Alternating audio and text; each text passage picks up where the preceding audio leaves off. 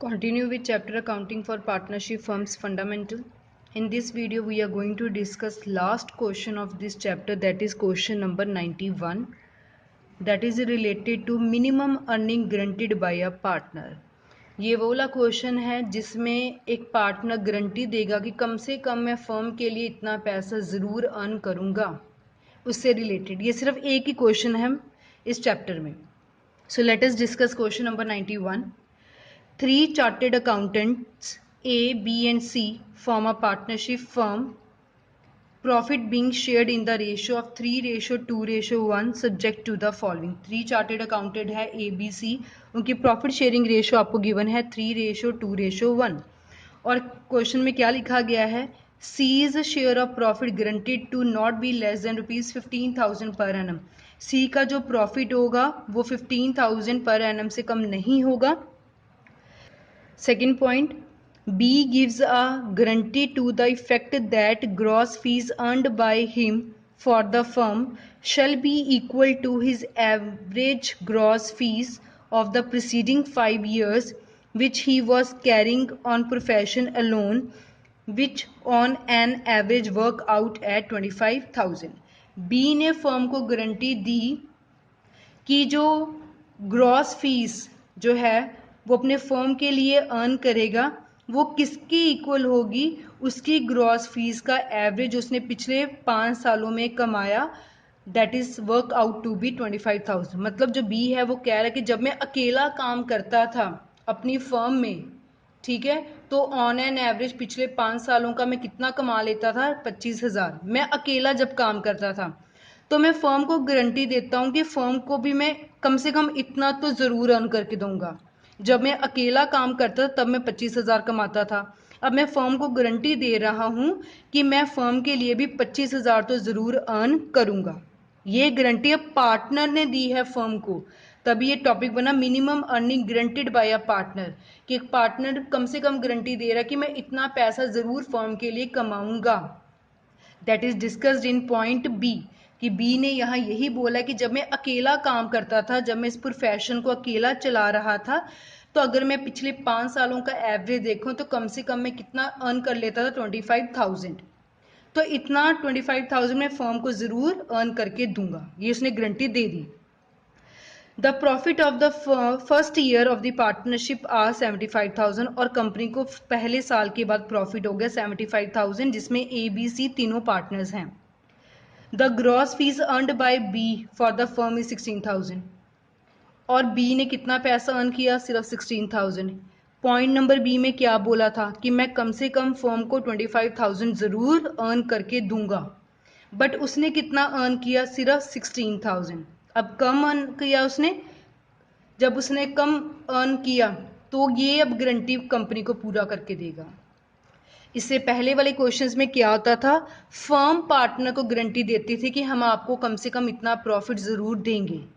अगर उस पार्टनर का प्रॉफिट नहीं बनता था तो उसको उसकी गारंटी पूरी की जाती थी बाकी पार्टनर्स के थ्रू.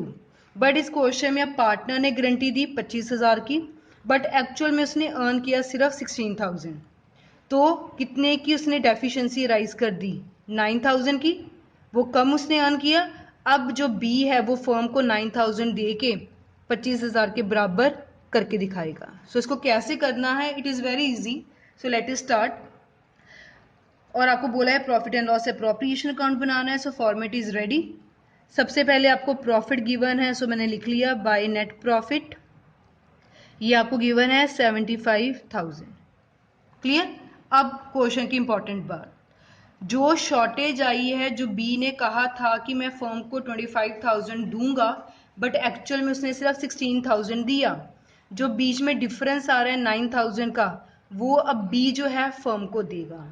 क्लियर. अब फर्म को तो पैसे मिलेंगे, उसके लिए तो इनकम होगी और इनकम को हम क्रेडिट साइड लिखते हैं, और ये इनकम हमें कौन दे रहा है, बी दे रहा है. सो बी का नाम लिखेंगे टू बीज कैपिटल अकाउंट. यहाँ मैं लिख भी देती हूँ शॉर्टेज ऑफ मिनिमम अर्निंग, जो कमी थी उसने कहा था कम से कम मैं आपको 25,000 अर्न करके दूंगा, बट उसने सिर्फ 16,000 अर्न किया।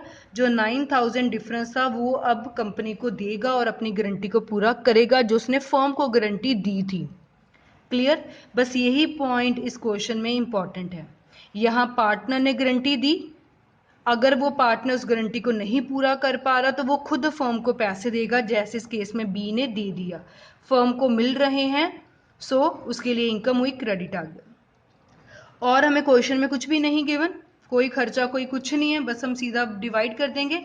सो बैलेंसिंग फिगर डेबिट साइड आ रही है, इसको क्या लिख देंगे, to profit transferred to A's capital account, B's capital account, C's capital account. और आपके पास क्रेडिट में बन रहा है 75 प्लस 9,000 84,000। सो क्रेडिट का टोटल आपके पास बन रहा है 84,000, और डेबिट का भी अगर हमने 84,000 ही बनाना है तो यहाँ बैलेंसिंग फिगर मतलब प्रॉफिट भी कितना आ जाएगा, 84,000। अब इस प्रॉफिट को पार्टनर्स में डिस्ट्रीब्यूट करना है। क्वेश्चन में प्रॉफिट शेयरिंग रेशियो आपको गिवन है 3:2:1। सो 3:2:1 में डिस्ट्रीब्यूट करेंगे ए बी सी। सो ए को मिलेगा 84,000 ओवर 3/6, 2/6, 1/3, 6, 3/6, 84,000 मल्टीप्लाई 2/6, 84,000 मल्टीप्लाई 1/6। तो यहाँ आपका शेयर बन रहा है 3132 42,000। ए को मिल रहा है 42,000, बी को मिल रहा है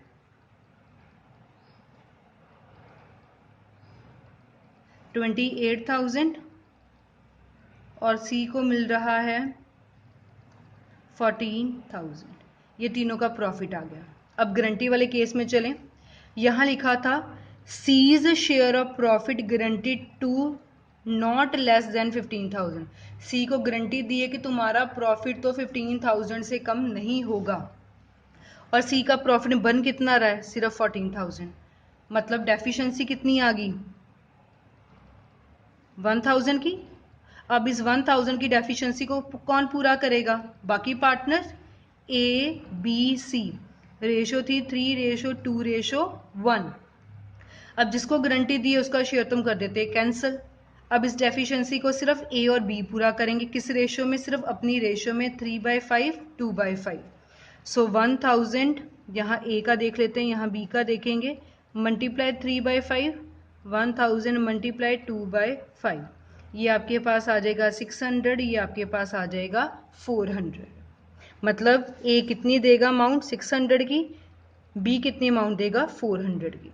सो ए का प्रॉफिट कितना बन रहा था 42,000। सो 42,000 पहले प्रॉफिट था, इसमें से इसने डेफिशिएंसी कितनी देनी है 600 की। सो 600 ये दे रहा है इसलिए माइनस कर लिया, इसके पास बन गया 41400। बी का ओरिजिनल प्रॉफिट बना था 28,000। सो 28,000। अब बी ने कितनी डेफिशिएंसी देनी थी 400 की। सो ये दे रहा है, इसमें माइनस कर लिया, ये बच गया 27,600। सी का था प्रॉफिट 14,000, इसको ए ने कितना दिया 600, बी ने कितना दिया 400। सो इसको मिल रहा है, प्लस कर देंगे और इसका बन गया 15,000। जो इसको गारंटी दी थी 15,000 की, वो गारंटी पूरी हो गई। सो ओवरव्यू कर लेते हैं। सिंपल आपको क्वेश्चन में गिवन था नेट प्रॉफिट 75,000। यहाँ बी ने गारंटी दी थी कि मैं फर्म को कम से कम 25,000 अर्न करके दूंगा, बट एक्चुअल में जब उसने अर्न किया तो उसने सिर्फ 16,000 अर्न किया, कम अर्न किया।